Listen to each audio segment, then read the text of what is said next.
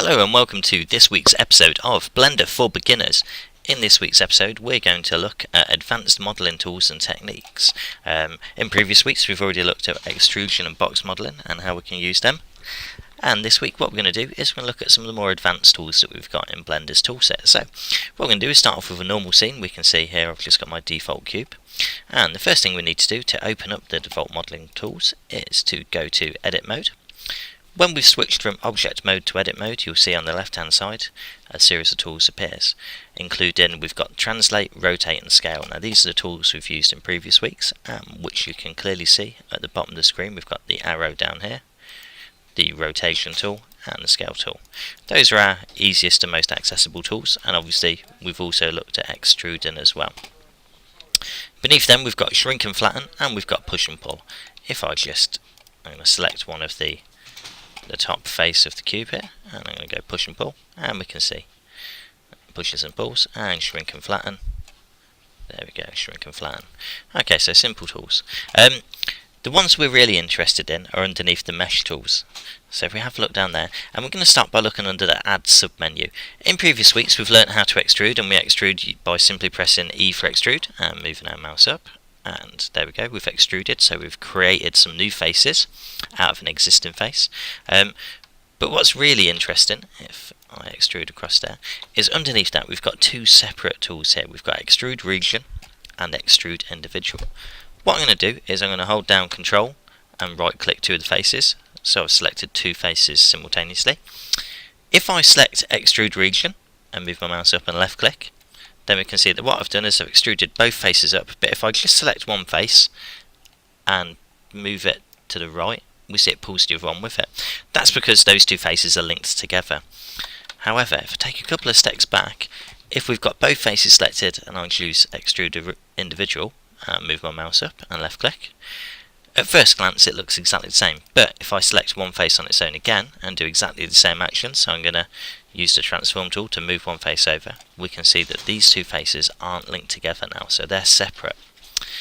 So that's the difference between extrude individual and extrude region. Extruding a region will extrude all the faces linked together, and extruding individual will make each and every polygon that we extrude separate and editable on its own, so it won't be linked to other surrounding polygons and faces. The next tool we're going to look at, I'm going to go and quickly start up a new thing. The next tool we want to look at is the Subdivide tool. Now when we've got one of our primitives to start with, I've got my cube primitive here, it's simply made up of 1, 2, 3, 4, 5, 6 faces, so we've got 6 faces, one for each and every side. Let's see, I'll quickly select some of those, so 1, 2, 3, 4, 5 and 6. Now when we extrude one of those faces, it extrudes the whole thing as a face. Sometimes what we want to be able to do though is divide up these faces to give us more options. So I'm going to hit double A on my keyboard to select all the faces, and then if I click the subdivide over here, subdivide button, we'll see that each face is now divided into 4 separate faces, which I can now extrude and edit on their own. So they're no longer one big face, they've now split up the face into quarters. And if I select all faces again and hit subdivide again, it will do the same process. Every face is once again divided into 4 separate faces, and we can keep on doing this. The benefit of this, of course, is that we can now edit our model and extrude different areas in much more detail, giving us much more finesse with our modelling, which means that we can create much more complex geometrical shapes. I'll quickly undo that. The next tool we're going to look at is going to be similar to the subdivide, in that it's all about dividing up the faces we've got and making more faces. But this tool is the loop, cut and slide tool. So once again on the left hand side under the add submenu over here, we've got loop, cut and slide. If I click that and hover my mouse over my mesh, my model, we'll see that it comes up with a purple line that seems to run around the entire outside of whatever I've got selected. If we left click our mouse and then move our mouse around, we see that it's now replaced by a yellow line. Wherever we stop this yellow line and then left click, it will slice the model along there and divide the faces along the line that we've just set. So if I click now, left click my mouse and then go into the face selection mode, there we go, we can see that it's now divided what was one face on the top into two faces, but rather than dividing it equally into 4 segments like with Subdivide, it's divided it exactly where I left that line. So it's now split the faces there, they're not equal, it's just divided it along the line. So we'll try that again. So go back into Loop Cut and Slide, and we'll try this a couple more times, and there we go, and then go back into face, and we can see that it's divided it exactly where I added those lines. Once again, the purpose of this is it allows us to be more creative with our modelling and go into more detail. It gives us greater freedom to create more interesting and complex geometrical shapes. There we go. The last tool that we're going to look at works on a similar method, and it's used for, once again, dividing a face. So once again, we want to divide a face into more faces, and this is the knife tool. The knife tool is a great tool. What it does, if I click knife, you see the icon turns into like a knife edge, like a palette knife. If we hover our mouse over a face of an object, we can see that it turns into, there's a little green square at the end of it. If we hover that over an edge, we see that the edge itself, rather than being yellow as it is there, when we hover the mouse over it, it turns green. If we left click and then move our mouse, we'll see that a line radiates out from the point where we clicked to wherever the knife is, and we're going to click over here on this edge. So, and then once we've selected, I'm going to add a few more points. I'm going to keep on going, just left clicking on all of these points, and there we go. So once we've selected where we want to slice the face, so I want to slice it along all those lines there, and I've just simply done that by left clicking at different points and moving to another point, left clicking.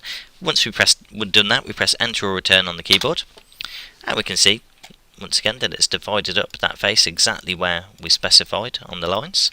And once again, it's for the simple purpose of being able to go more in depth with our modelling and create finer details and more interesting geometrical shapes. So I'm just going to go Control and Z. The last thing I want to look at today is how to delete faces and how to create new faces on our model. Sometimes with modelling, what we might find is that we want to select a face and we want to delete it. So I'm just going to create a bit of a shape here. There we go. So, say we want to delete this face I've got selected at the minute on the top of my model. To do that, what we could do is move down to the Remove option, the Remove submenu, click on the Delete drop-down menu here, and select what we want to delete. Now we want to delete this entire face, so we want to get rid of the face, so we select Faces. And we see now that it's deleted that face, and we can clearly see inside the model. Okay, so there's nothing there. If we want to make a new face, say we've done this but we're not happy with it, and we want to make a new face, or even more so than that, what I'm going to do instead is I'm just going to quickly create a shape over here. So we've got a shape like this, and it's got this kind of trough shape to it at the moment, but we don't want that. What we want instead is to join all of that up. We can do that by joining faces. In fact, let me create, here we go.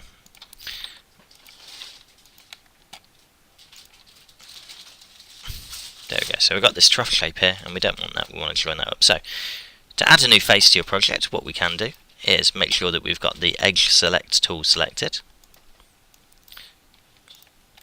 And with that selected, right click the first edge, and then hold down Control, select the edge opposite. Hold down Shift even, and right click to select the edge opposite. Press F for face, and it creates a new face there. Likewise down here, if we want to fill this in and create a face in between these points, we can right click the first face, then hold down Shift, right click all the other faces and press F, and there we go. And that is how we create new faces. So we've learned how to delete faces and then how to create new faces. Likewise, I'll just quickly, now we've deleted this and we can see inside it, I'm not happy with that, so I'm going to right click the first edge, hold down Shift, right click the other edges, and then press F, and it will create a face between all the edges that I've previously selected. There we go. So that's how to delete faces and add faces. We've learned how to use the knife tool, we've learned how to use this loop cut and slide tool, we've learned how to subdivide a face, and we've learned the difference between extruding a region and extruding an individual. Good luck. Knowing these simple tools can make your modelling much more effective, it can make you a better modeler, and it can make your models more interesting and geometrically complex. So I look forward to seeing some of your models, and let me know how it goes. Thank you.